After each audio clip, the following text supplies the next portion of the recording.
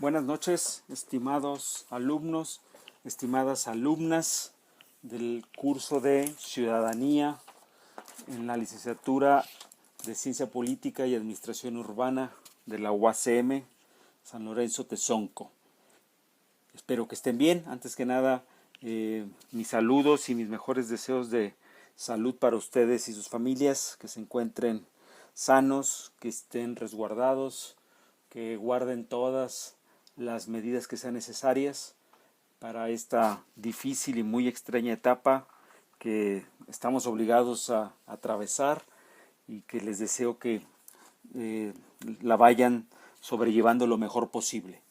Este es un primer audio que les voy a enviar para intercambiar un poco algunas nociones, algunas ideas y particularmente algunos avances graduales que vamos teniendo en nuestra agenda de trabajo de la materia de ciudadanía.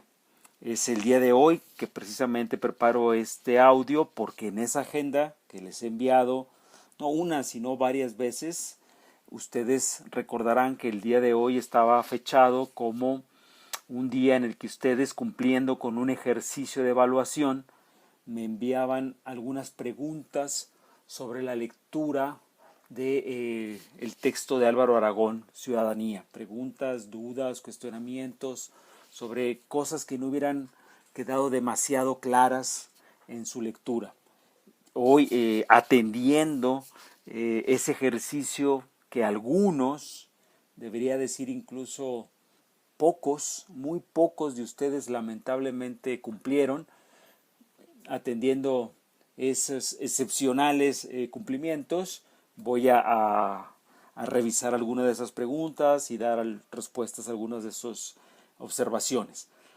Pero antes de entrar a ese punto en particular, que es la razón por la que hoy preparamos este audio, quisiera, como un primer elemento general, un primer momento de esta breve charla que voy a tener con ustedes, hacer un recordatorio general de nuestro curso, en lo que estábamos antes de que se viera interrumpido, y la manera en que muy dificultosamente, porque así es la situación ahora, intentamos continuar, intentamos proseguir mediante la agenda de trabajo que les he enviado y que ahorita también retomaré. Bueno, recordarán que básicamente antes de que se hubiera interrumpido nuestra cotidianidad en el curso, terminamos literalmente con el libro titulado Ciudadanía, del autor Pietro Costa. Vimos muchos capítulos, en realidad todos salvo uno del índice, los revisamos, los vimos en profundidad, los vimos en detalle, porque era un libro bastante didáctico, muy oportuno para tener una primera discusión panorámica, general, a ratos es cierto también bastante esquemática, pero era precisamente eso lo que buscábamos. Si ustedes recuerdan, en ese capítulo, en ese libro, perdón, hemos empezado desde el inicio más básico, el inicio etimológico, que quería decir ciudadanía, para después empezar una travesía con el autor, una travesía cronológica, desde Aristóteles hasta el estado de bienestar. Si recuerdan ustedes, el último capítulo que vimos de ese libro, después de haber visto en los inmediatamente anteriores ya los problemas más específicos del 19, los problemas de un cierto liberalismo muy desregulado, la reacción opositora de algunos pensadores socialistas. En el siglo XX inclusive llegamos a ver capítulos donde se plantearon las miradas ciudadanas del régimen nazista, del régimen fascista también. El último capítulo observaba y discutía algunas posteriores después reacciones de lo que va a ser considerado la ciudadanía bajo el estado de bienestar. Dado que vimos ya eso, la lógica de nuestro curso, vuelvo a recordarla con ustedes, fue no confiar en que había bastado ya todos y cada uno de los capítulos de Pietro Costa para que estos temas estuvieran claros, les fueran cada vez más cercanos, más familiares. Y pensamos que un segundo libro, con una también muy poderosa carga didáctica, vendría muy bien. Vendría muy bien como reforzador, como un libro que íbamos a leer ya no como una materia en blanco, porque ya teníamos el antecedente de Costa, sino que aprovechando lo que hemos leído con Costa, este segundo libro nos iba a venir a recordar algunas cuestiones que por ahí incluso hasta ya nos iban a parecer redundantes, pero sobre todo nos iba a venir a reforzar, a esclarecer y a consolidar algunas ideas y algunos conocimientos. Ese segundo libro fue, ustedes lo saben, ustedes lo tienen en PDF, se los envié hace mucho tiempo, el libro también titulado Ciudadanía del profesor Álvaro Aragón Rivera. Del libro del profesor Álvaro Aragón iniciamos con la revisión de las páginas de la 21 a la 41. Ustedes recordarán que no solo en la agenda de trabajo está esto consignado, sino que también en la agenda de trabajo de las páginas 21 y 41 y 61 a 80 del libro de Álvaro Aragón, les envié incluso una lectura pautada, una lectura direccionada, donde se señalizaban aquellos aspectos que entre estas páginas era muy importante revisar con detalle, no dejar pasar las claves, que en esas páginas muy puntuales, que a veces eran puntos, a veces eran temas, a veces eran preguntas las que yo les envié. Entonces, la expectativa, y aquí no hay otra cosa más que confiar en nuestra propia autodisciplina, porque ya no nos vimos, ya no tuvimos la ocasión de encontrarnos en el salón y poder hacer una revisión convencional, sino que esta revisión estaba fundada en la expectativa y en la confianza que todos nos tenemos de que llevaríamos a cabo este trabajo. Teníamos el texto, teníamos la lectura y teníamos incluso las preguntas, las señalizaciones. Ustedes recordarán que antes de que nos dejáramos de ver, alguna compañera comentó en el salón que si era posible alguna suerte como de cuestionarios para leer. Yo no les he enviado un cuestionario en estricto sentido, pero sí les he enviado muchos aspectos muy importantes que, como lo revisaron en la agenda, literalmente van de párrafo en párrafo muchas veces, para que de esa manera ustedes pudieran hacer una lectura con la seguridad de que estaban leyendo, buscando y encontrando los aspectos importantes del texto. Después de haber visto eso con Álvaro Aragón, donde me parece, insisto, esa es la expectativa, y si ustedes leyeron con detalle, observaron los puntos que se resaltaron, serán ustedes los que puedan responder, no a mí, sino que puedan responderse a ustedes mismos, si la expectativa de que los temas nuevamente abordados con Aragón fueran finalmente temas ya esclarecidos. En resumidas cuentas, recordarán, los temas fueron en un primer momento la idea clásica, la idea otra vez clásica en términos aristotélicos, que significaba ciudadanía, cuál es la idea antigua de la ciudadanía, por qué aquel concepto estaba basado más en las obligaciones que en los derechos, por qué en aquel concepto no se podía pensar todavía en derechos individuales. ¿Por qué? Y aquí ya salto al segundo capítulo de Aragón que leyeron. Básicamente era un segundo capítulo basado en la figura de John Locke, que como ustedes además lo conocen ya de Teoría Política 2, pues lo tienen muy bien ubicado como un pensador moderno, de hecho el reconocido padre del liberalismo moderno, y que como tal va a plantear y a postular un concepto de ciudadanía ahora sí indisociable de la figura del individuo y por lo tanto de los derechos individuales, algo irreconocible, impensable, simplemente inexistente en la época anterior clásica. Creo que con la lectura de Aragón, de John Locke, sobre todo porque Aragón es muy, muy claro, muy didáctico, muy pausado, muy ordenado en su exposición de ideas, podría uno pensar que habrían dado ustedes pasos hacia ese esclarecimiento. Por si no fuera así y todavía hubiéramos necesitado un segundo reforzador en estas lecturas que están consignadas en la agenda que ustedes tienen y que además tienen como PDF, porque estoy hablando ahora de otro libro entero que les envié incluso antes de que nos fuéramos a nuestros domicilios por la contingencia. Este segundo texto reforzador es el de Fernando Escalante, Una idea de las ciencias sociales.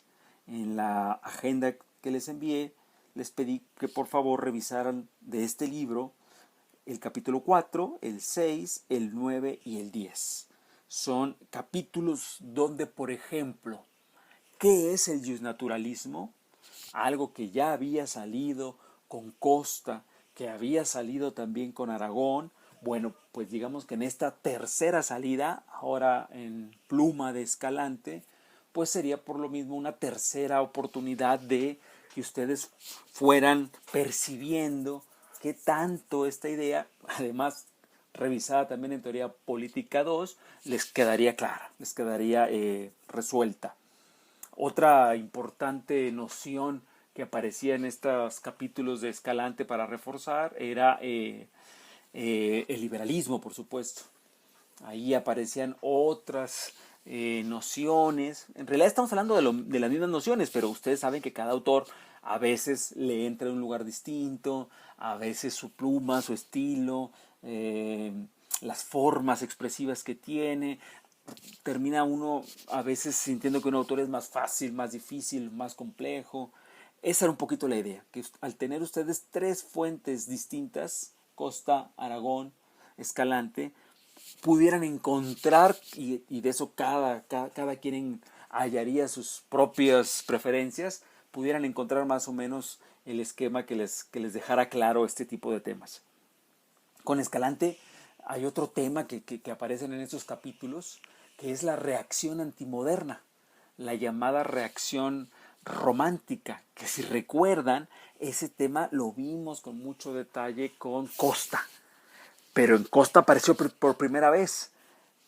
Parecía oportuno, y solo la lectura de ustedes confirmará si esto lo fue así o no, parecía oportuno no dejarlo solo en Costa, sino volver a verlo, retomarlo para con un segundo texto, con una segunda oportunidad, con un segundo autor, esta idea de que frente a la modernidad liberal que va avanzando, una idea de ciudadanía cada vez más fundada en los derechos del individuo, habrá oposición, habrá objeciones, habrá contrapropuestas, por ejemplo, en el caso de los románticos, que vuelvan a tratar de rescatar lo que el liberalismo individualista está desplazando.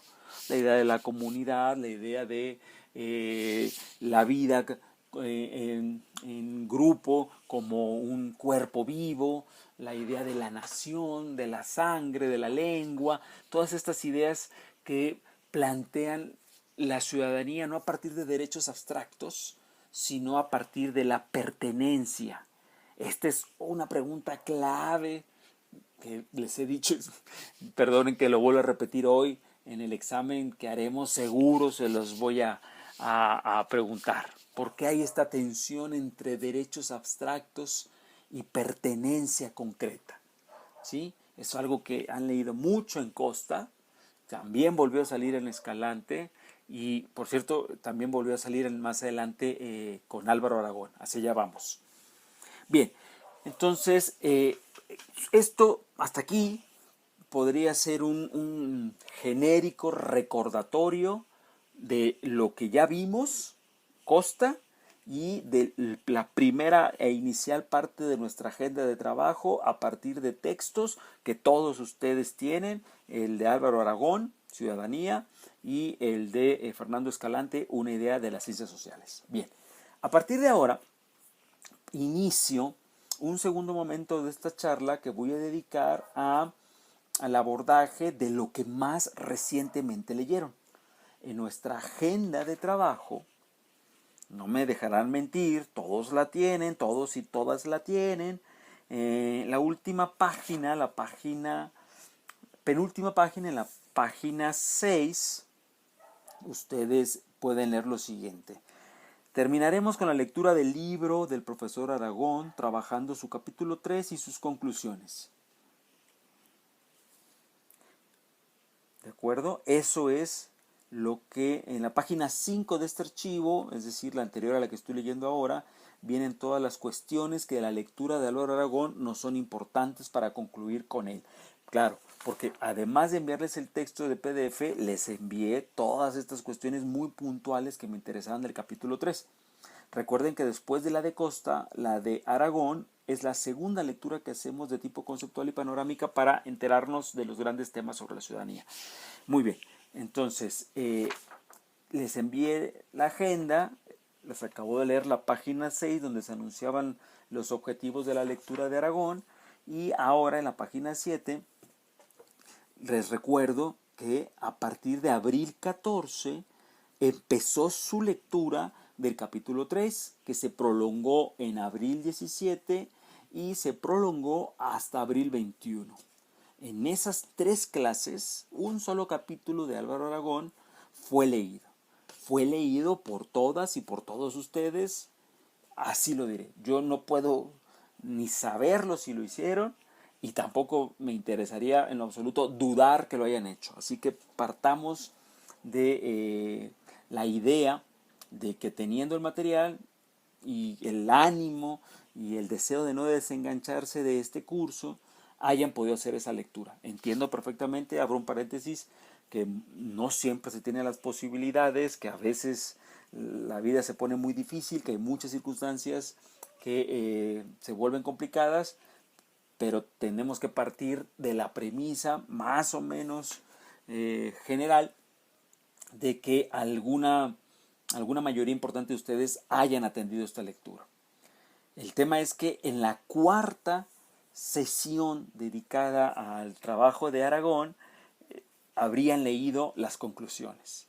La 4ª sesión está consignada para el viernes 24, es decir, hoy.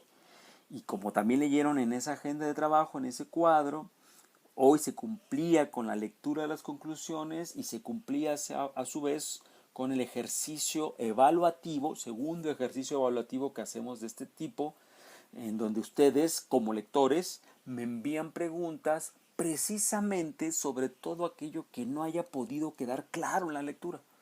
Precisamente sobre todas aquellas cuestiones, dudas, confusiones que en la lectura no hayan podido ser esclarecidas y que ustedes pensarían que por lo tanto merecería un trabajo de mi parte para intentar dejárselos más claro.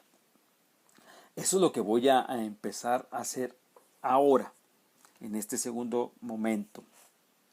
Hay una pregunta que me llegó que voy a atender muy directamente. Antes de ello, que es muy específico, voy a hacer un comentario muy general del texto que ya leyeron, que seguramente a quien ya lo leyó pues le resultará un comentario hasta redundante, porque básicamente voy a repetir cosas que ya conocen, que ya leyeron.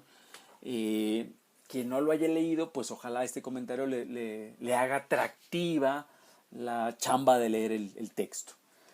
El capítulo 3 de Aragón me interesaba mucho porque empezaba a plantear nociones de la ciudadanía modernas y contemporáneas. Ya habíamos visto con él en el capítulo 3 Locke. Ya tenemos claro los fundamentos liberales de lo que va a ser desde el siglo XVII los pininos del modelo liberal de ciudadanía. Pero ese modelo liberal tendrá que evolucionar y particularmente el capítulo 3 resulta útil porque nos va a situar ante la lectura de Thomas Marshall como un clásico de la materia, útil para situarnos precisamente en esa evolución del concepto de la ciudadanía. Thomas Marshall tiene un trabajo muy famoso, un clásico en la materia, titulado Ciudadanía y Clase Social. Cuando volvamos, porque crean, vamos a volver, aunque se haga muy, muy largo y tedioso esto, volveremos. Esa lectura de Ciudadanía y Clase Social la podrán encontrar en la carpeta. Es un ensayo en realidad, no es ni siquiera es un libro, es un ensayo. Fueron unas conferencias que él preparó para un programa de radio en 1944 en Inglaterra. Es un profesor británico. Y lo útil de ese trabajo es que es un ensayo lo suficientemente panorámico, con unas hipótesis muy amplias, para tomarlo como un punto de partida sobre la evolución de la ciudadanía. Y a grosso modo, a muy grosso y así salvaje modo, vamos a recordar que en ese texto que Aragón se toma el trabajo de reseñar, de explorar, de ir desmenuzando, de ir explicándonos con mucho cuidado qué estaba pensando Thomas Marshall. Bueno, pues yo todavía voy a ser más esquemático para recordarnos básicamente que lo que hace Marshall es decirnos, bueno, si hoy vemos a los llamados, pongámoslo así, países de primer mundo, esos lugares donde uno pensaría que los ciudadanos están provistos de una serie de derechos tan importantes como para sentir y en efecto tener garantizados unos niveles mínimos de vida y de vida provista de bienestar material. Bueno, la pregunta es, ¿cómo fue? ¿Por qué esas personas, pensemos en el mundo escandinavo, Suecia, Noruega, en el mundo germano, en Alemania, por supuesto en Francia, bueno, ¿por qué tienen tales derechos? ¿Por qué? Sobre todo si sabemos, como ustedes lo saben a partir de Teoría Política 2, que el Estado nació en la modernidad como un Estado absolutista, como un Estado monárquico, como un Estado donde, como lo leyeron en el Leviatán de Thomas Hobbes, pues los ciudadanos todavía ni siquiera tienen el nombre de ciudadanos, todavía son considerados más bien súbditos. Súbditos, en este caso para Hobbes, es alguien que está definido por sus obligaciones inflexibles, obligaciones inopinables ante el monarca. El monarca tiene tales atributos, tales prerrogativas que gobierna no sobre individuos o ciudadanos, sino sobre súbditos.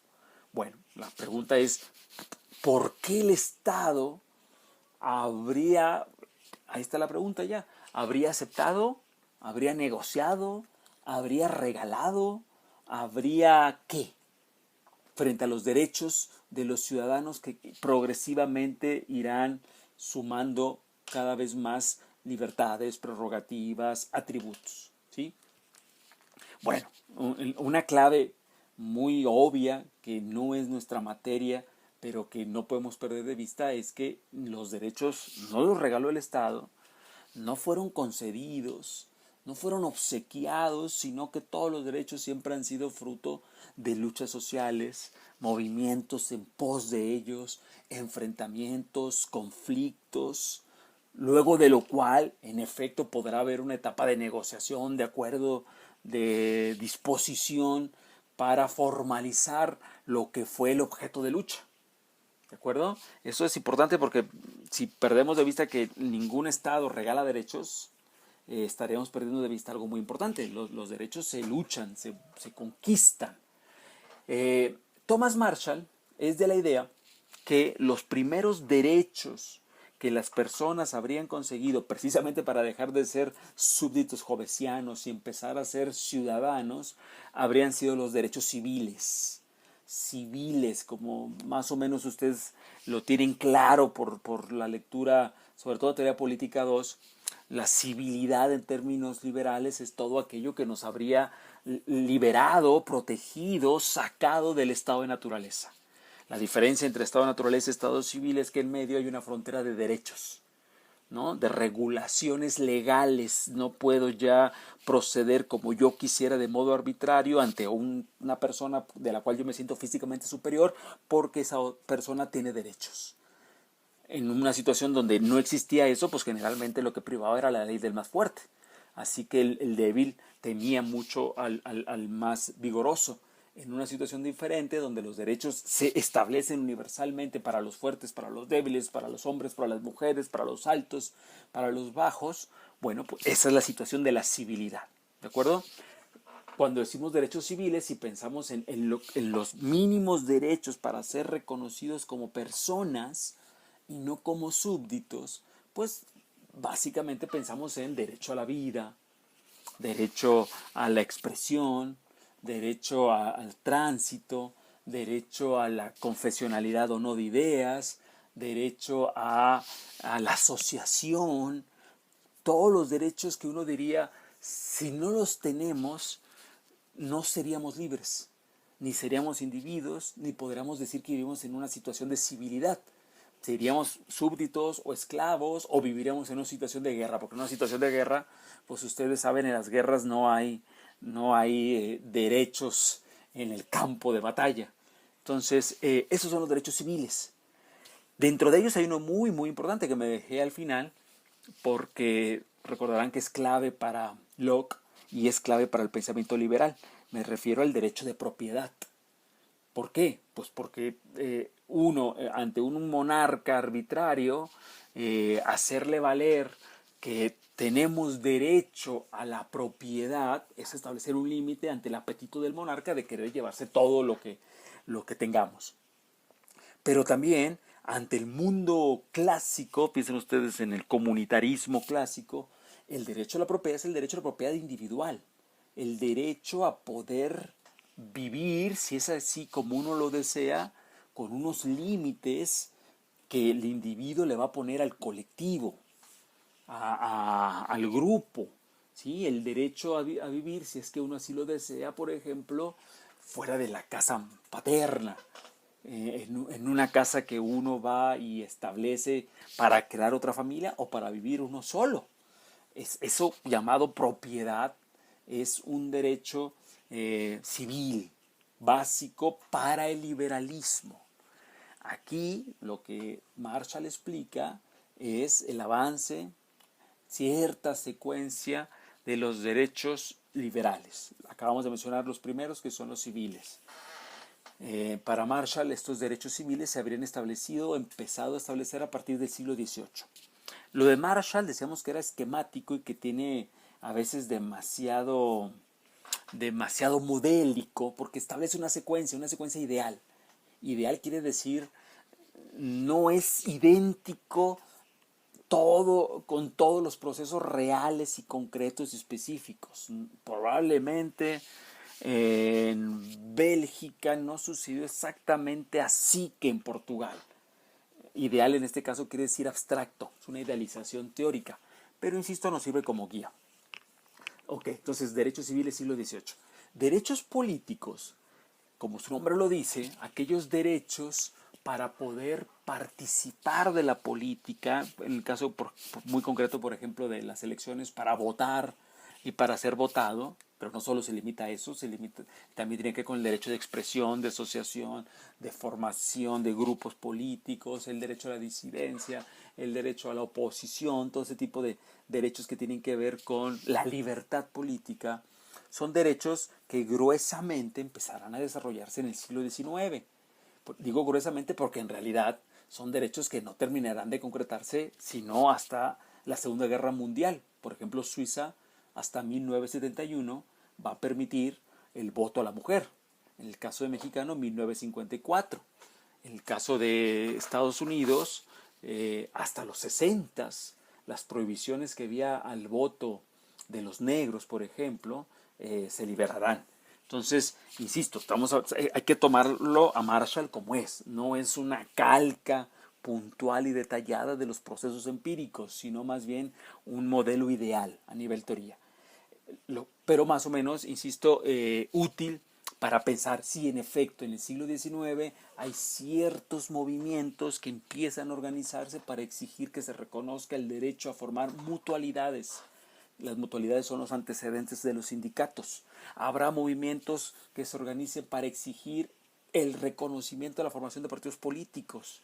habrá movimientos para exigir las reformas a los sistemas electorales, porque en el siglo XIX y hasta muy avanzado teníamos los llamados sistemas electorales censitarios, para decirlo mal y pronto, un sistema en donde por ciertas prohibiciones y por ciertas cualificaciones que se le exigían al elector, al votante, en algunos países, sin ningún problema, el 98% de la población estaba excluida, no podía participar de la política porque no cumplía con estas cualidades. Era una política básicamente reservada para las élites.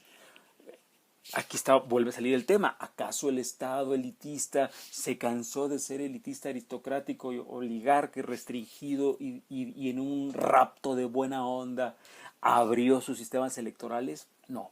Evidentemente los derechos políticos se lucharon, se disputaron, se obligó a las clases propietarias a negociar la apertura de esos sistemas electorales. Bueno, esos son los derechos políticos del siglo XIX. Y aquí viene una tercera ola, como le gustaba decir a Thomas Marshall, de derechos, que son los derechos que él va a titular derechos sociales y que va a asociar de manera muy ilustrativa, muy sugerente, con una tendencia que no podemos reconocer muy claramente a partir de la última etapa de la Segunda Guerra Mundial, pero que es una tendencia que en realidad viene dándose desde finales del siglo XIX, solo que habría que atravesar por las guerras mundiales, la primera y la segunda, habría que atravesar por la crisis mundial del capitalismo del 29, habría que atravesar por la Revolución Rusa de 1917 y por el nacimiento del fascismo y del nazismo en el periodo de entreguerras, e incluso la posibilidad de que el nazismo llegara a ganar la Segunda Guerra Mundial. Vamos, habría que atravesar por todo esto, que son sucesos históricos claves para que esta tendencia social lograra consolidarse. A esta tendencia social, a lo que me refiero es la idea germinal, muy germinal del 19, y que solo estos sucesos van a permitir que se consolide, la idea de que el Estado tenga que asumir responsabilidades sociales. Esa idea no existe en la primera mitad del 19 porque tenemos un Estado reservado básicamente a funciones mínimas cuando hay un patrón o un modelo dominante de cierto liberalismo económico. Pero esa idea, visto que ese patrón liberal económico va a desatar grandes crisis, sobre todo la del 29, pero ya desde antes algunas, esa nueva idea de que el Estado asuma funciones sociales, prestaciones sociales para la ciudadanía, va a ser fructífera, incluso terminará siendo un modelo de organización social a partir del fin de la Segunda Guerra Mundial. Es, como ustedes saben, el modelo keynesiano. Esta idea de el New Deal norteamericano, con algunas otras nociones que en Europa gente como William Beveridge, que era un reformador social inglés, y algunos otros economistas van a ayudar a diseñar. Lo interesante, y eso es lo que me resultaba muy importante que observaran, es que lo que en su momento va a llegar a ser considerado un modelo cuasi completo de ciudadanía, con esta tercera etapa, la ciudadanía social, es un modelo que no podemos entender si no visualizamos este muy particular contexto de las guerras civiles, las entreguerras, la Segunda Guerra Mundial, que fue desastrosa para los países, y la necesidad de reconstruir a las naciones. Todo ese contexto, que incluso es el contexto de la Guerra Fría, sobre esto vamos a hablar un poquito más en el segundo audio, es un contexto muy especial que va a permitir que surja y que se considere adecuada esta noción de ciudadanía social. Además de la civil, además de la política, habría que pensar en una ciudadanía que ciertos mínimos del orden material los pudiera proveer. ¿A qué nos referimos? A cuestiones básicas como la salud, un sistema de salud nacional para que una persona que consideremos ciudadana, la consideramos precisamente ciudadana porque entre sus derechos de vivir en la ciudad se encuentra poder acceder a un servicio de salud nacional. La educación, una persona sería considerada ciudadana porque tiene y ejerce el derecho a una educación libre, gratuita, pleno empleo. En algún momento, bajo este marco keynesiano, el pleno empleo fue el objetivo más importante, más grandilocuente de esta política. Las personas ciudadanas, precisamente para ejercer sus derechos ciudadanos, deberían tener un empleo estable, porque un empleo estable es lo necesario para garantizar ciertos benefactores materiales. Estado de bienestar, como su nombre lo dice, es un estado que asume la función social del bienestar de ciudadanía, de su ciudadanía, entendiendo que ese bienestar social está en relación con programas de política pública. Entonces, esa sería la ciudadanía social, que va más allá de los mínimos civiles y de los mínimos políticos. Muy bien. Ahora, en esa misma capítulo de Aragón, se plantean dos debates sobre los cuales vamos a seguir discutiendo. No me interesa agotarlos aquí, sino más bien apenas acaso puntearlos, que es el primero de ellos, el debate sobre un modelo de ciudadanía identificado como multicultural, que habría teóricamente nacido para identificar, señalizar y criticar algunas falencias o vacíos del modelo de ciudadanía social keynesiano. Insisto, es un debate muchísimo más amplio y rico, que ahorita lo que me interesa es simplemente a grandes trazos subrayar su lógica. ¿Por qué y bajo qué épocas y bajo qué ideas esta crítica multicultural tendrá lugar? Bueno, un primer elemento, sin duda muy importante, es que en su momento el modelo keynesiano, exitoso a grandes rasgos, empezará a tener una crisis que van a leer en las siguientes lecturas sobre las que trabajaremos, una crisis en primer lugar fiscal, porque ya los mecanismos económicos y financieros no darán para seguir reproduciendo ciertas inercias, ciertas políticas. Pero además, curiosamente, mucha de la crisis, además de la fiscal económica, números rojos, los números estaban bien y de repente con el paso de los años, con el paso de las generaciones, con el aumento de la población, por ejemplo, una política social relacionada con la ciudadanía social era las pensiones. Cuando estos sistemas empiezan cada vez a arrojar más pasivos, más números rojos, esa crisis fiscal económica se muestra potente. Pero quería mencionar otra dimensión de la crisis que es interesante, porque esta otra dimensión no va a surgir de la precariedad económica, sino, curiosamente, de lo contrario. Es una dimensión cultural, es una dimensión básicamente, sí, cultural, simbólica, narrativa. Me refiero a lo siguiente: con el éxito económico, educativo, del estado de bienestar, habrá una nueva generación que no es la generación de la gente que fue a la guerra, sino estamos hablando de los hijos y hasta los nietos de aquellos que fueron a la Segunda Guerra Mundial. Una nueva generación que nacerá y crecerá en condiciones muy excepcionales. Las condiciones de pleno empleo, las condiciones de salud, las condiciones de seguridad y las condiciones de masificación democrática de la educación, ya no básica, sino incluso universitaria, que el estado de bienestar va a garantizar. Estamos hablando de la generación universitaria que terminará siendo el 68, porque terminará siendo una generación con nuevas expectativas, con nuevas sensibilidades y claro, con el acceso a un conocimiento que la delineará como una generación crítica que observará cómo muchos de los mecanismos políticos y económicos de su época, estamos hablando de los 60, son mecanismos muy autoritarios, para esta nueva sensibilidad que va a oponer a ese control gubernamental.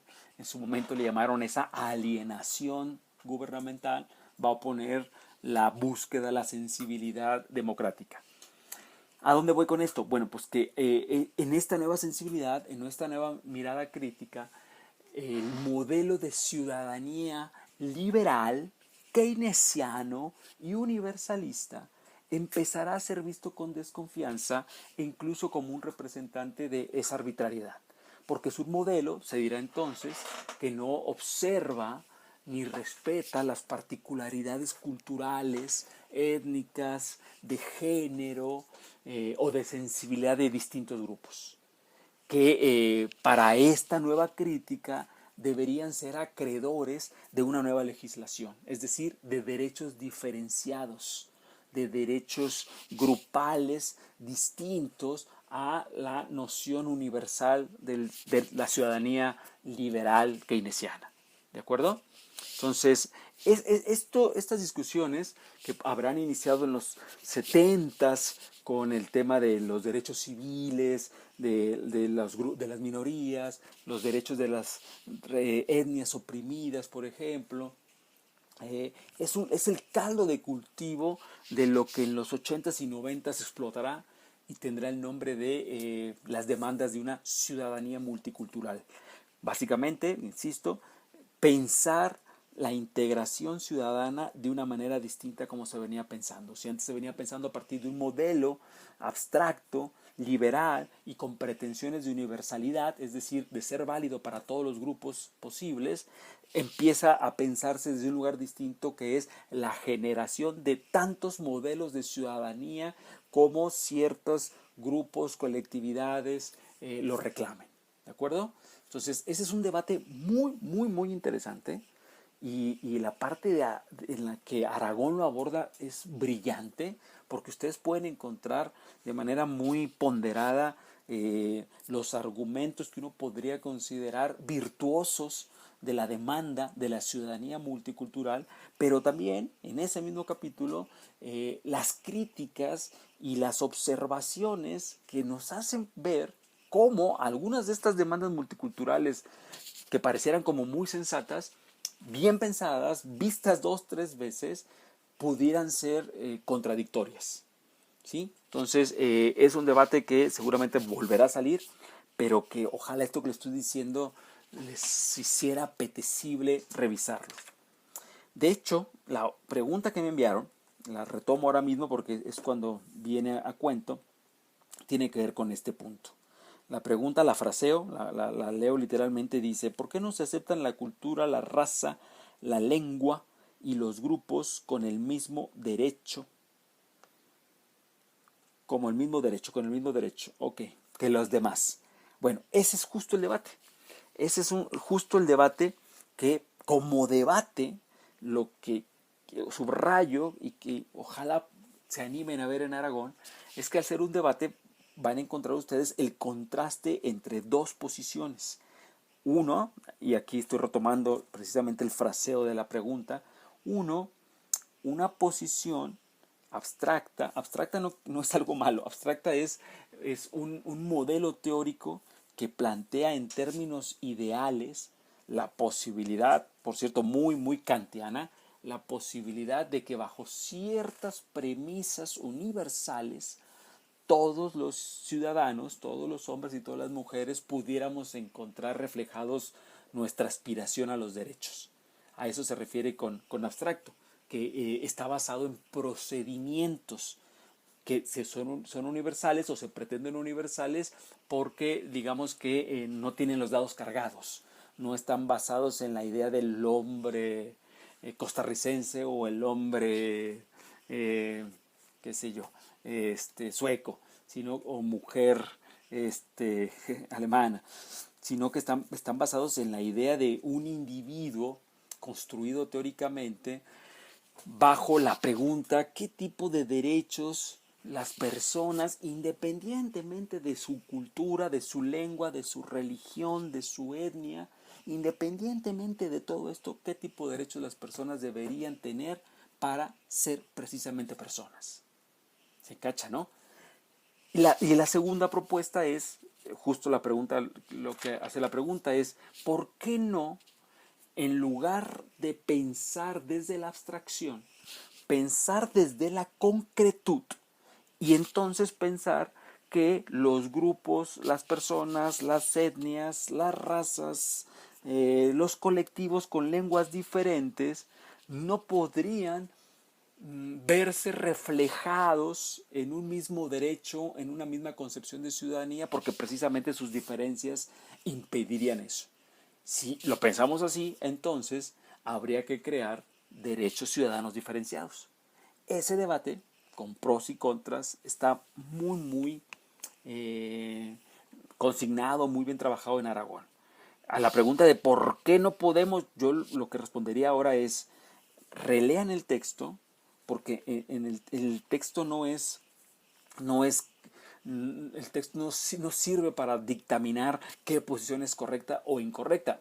No sería útil, ni tiene demasiada gracia ni chiste pensarlo así, sino lo más intrigante es encontrar en las dos posibilidades, la ciudadanía liberal universal, la ciudadanía multicultural particularista, encontrar en los dos, como suele pasar siempre en estos debates, ventajas y desventajas, puntos fuertes y puntos débiles. Bien, ok. Último punto de Aragón. Todavía lo voy a resumir más escuetamente porque es un tema que es el más contemporáneo y que saldrá más adelante todavía. En el último parte del capítulo 3, Álvaro Aragón trabaja, como bien por cierto la persona que me envió esta pregunta hizo una suerte de síntesis, trabaja para la contemporaneidad, me refiero ya prácticamente de los años 90 en adelante, la idea teórica de si es posible o no pensar en una ciudadanía cosmopolita. Este es un tema muy interesante al que ahora no me voy a meter demasiado ni lo voy a agotar, pero sí subrayaré su contemporaneidad y por lo tanto lo interesante y atractivo que es precisamente en un momento en el que en general todas las naciones, pero los mexicanos lo tenemos fresco, pues estamos sufriendo mucho el tema de la exclusión, el tema de nacionalismos como el norteamericano que vuelven a cerrarse sobre sí mismos y ejecutan políticas descalificatorias a todos aquellos que su pertenencia no sea a la de ese cuerpo simbólico nacional que ellos reclaman.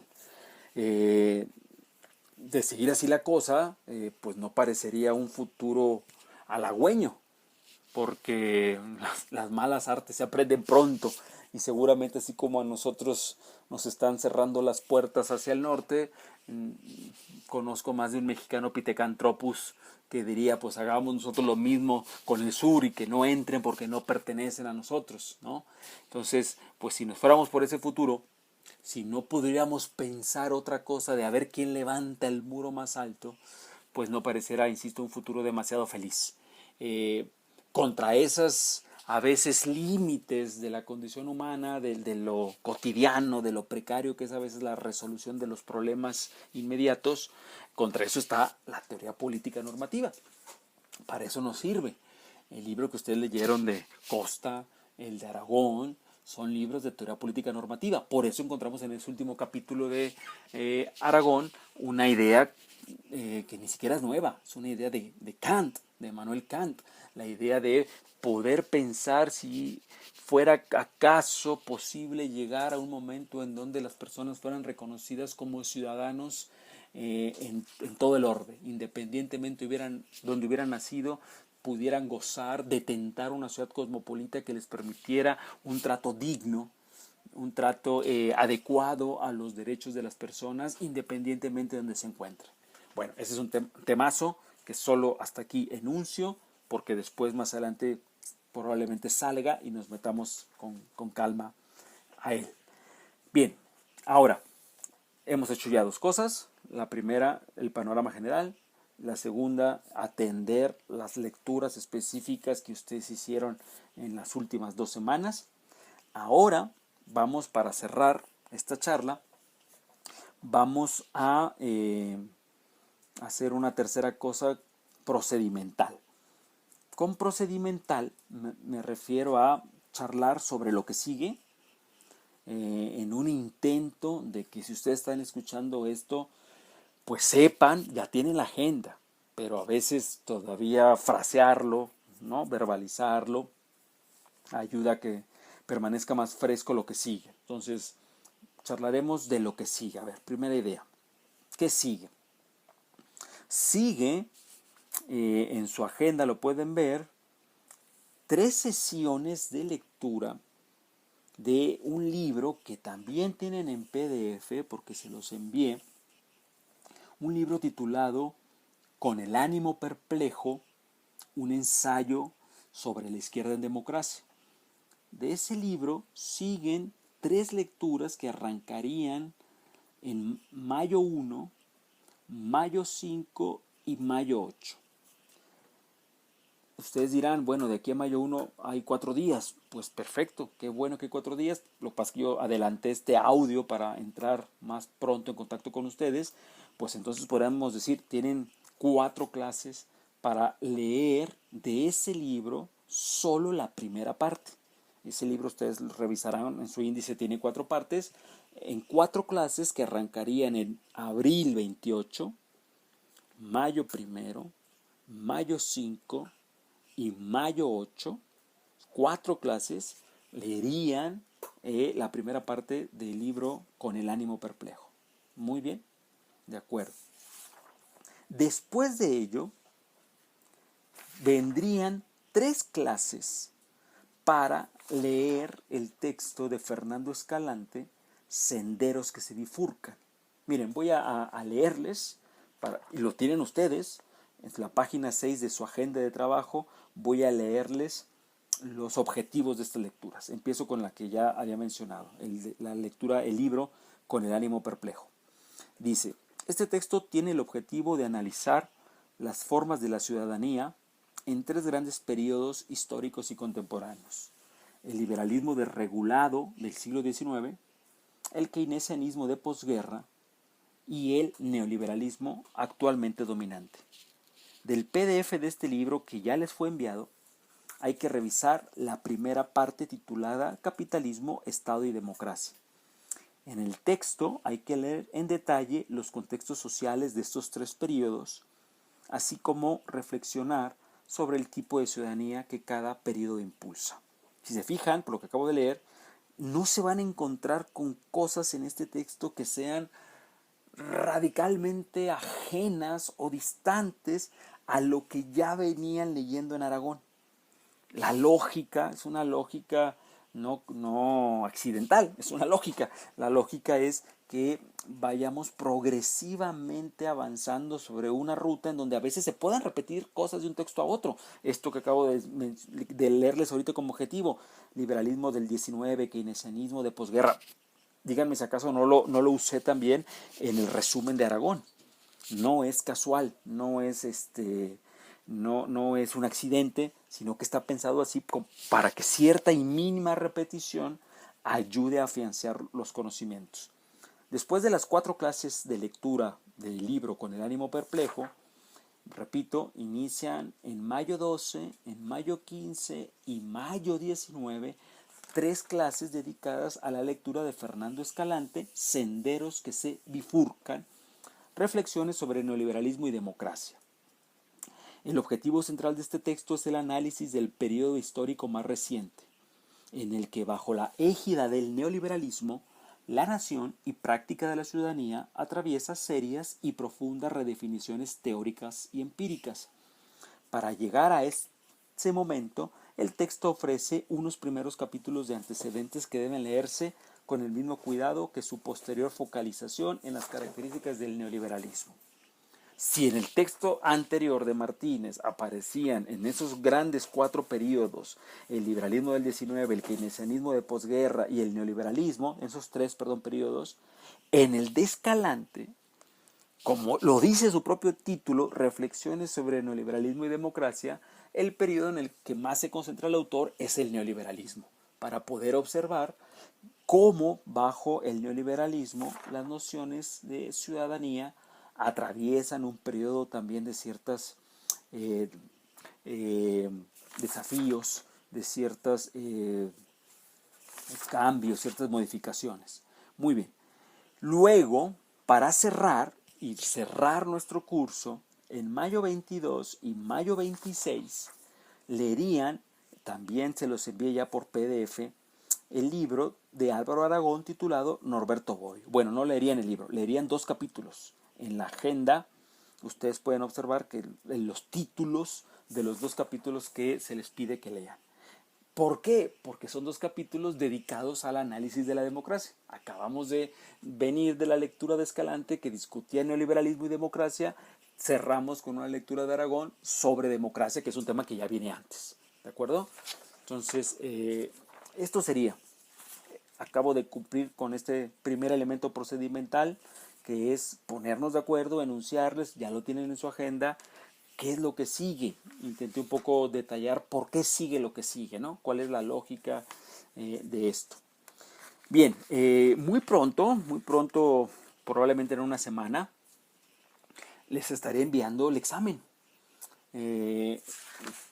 Nosotros tenemos, también lo tienen ya ustedes en su agenda desde hace una semana o 2 atrás, tenemos el día de junio 2 como el día en el que me entregarán su examen. Evidentemente, pues es un examen que harán desde su casa, a cuaderno abierto, que me enviarán a mí, pero todavía no saben cuál es, ya lo tengo, y en una semana se los enviaré para que ahorita no coman ansias, no se preocupen antes de tiempo, preparen lo que vamos a leer ahora. Todas estas lecturas, el sentido de estas lecturas ya lo van a ver cuando observen el examen, es que les van a habilitar para responder ese examen. Así que no lo echen en saco roto, no son lecturas solo para no aburrirse, no son lecturas nada más para pasar el tiempo. Nos han pedido en la universidad a los profesores con total seriedad, pues que esto no lo disminuyamos. No nos han dicho ni nos van a decir haz un examen de simulación, no te preocupes, hay que pasar a todos los chicos y a todas las chicas. No, nos han dicho hagamos todo el esfuerzo para que esto no pierda seriedad, para que los alumnos y las alumnas no se desenganchen, para que sepan que lo que están haciendo a pesar de las dificultades no pierde valor, sigue siendo importante. Así que creo que esto a todos nos beneficia, a todos nos hace orgullosos, nos hace sentir orgullosos saber que estamos en una universidad que no se ha tomado esto a broma y no ha dicho cosas como, bueno, hasta aquí llegamos, sino todo lo contrario, vamos a intentar con todos los obstáculos de por medio salvar el semestre. Eso es lo que estamos haciendo, los profesores, los alumnos, al encontrarnos de una u otra manera en correos y ahora en este audio. Yo al hablar con ustedes, yo sé que es raro, es extraño, y ustedes al escuchar esto.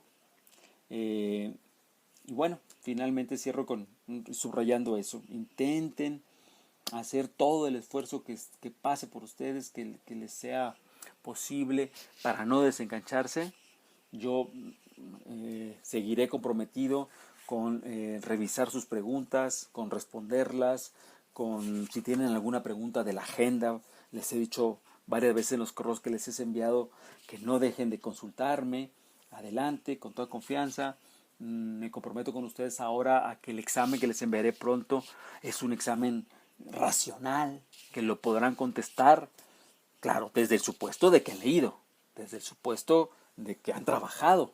Es muy difícil prometerles enviar un examen que puedan responder, lean o no lean. Pues sería un examen demasiado, no sé, extraño, ¿no? Pues, entonces, será un examen racional, un examen que podrán encontrar factible de responder y de acreditar a partir de las lecturas de trabajo, que como su nombre lo dice, trabajaron.